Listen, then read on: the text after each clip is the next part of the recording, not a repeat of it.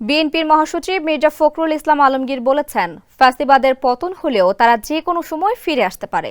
এজন্য তরুণ প্রজন্মকে সতর্কতার সাথে দায়িত্ব পালন করতে হবে।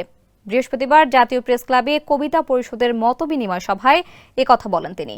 বিএনপি মহাসচিব বলেন, নিজেদের মধ্যে কোনো বিভাজন করা যাবে না, গোটা জাতিকে সামনে রেখে এগিয়ে যেতে হবে।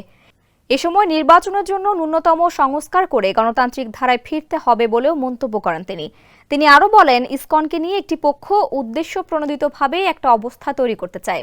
এমন কোনো হঠকারী সিদ্ধান্ত নেওয়া যাবে না যাতে গোটা জাতি অন্ধকারে নিমজ্জিত হয়। এর আগে গতকাল প্রধান উপদেষ্টার সঙ্গে বৈঠক শেষে ফখরুল বলেন, চলমান সংকট নিরসনে সকল রাজনৈতিক দলগুলোর সাথে আলোচনা করে জাতীয় ঐক্যের আহ্বান জানিয়েছে।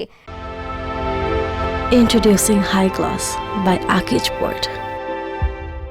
সামনে কঠিন চ্যালেঞ্জ, এখন ঐক্যের কোনো বিকল্প নেই।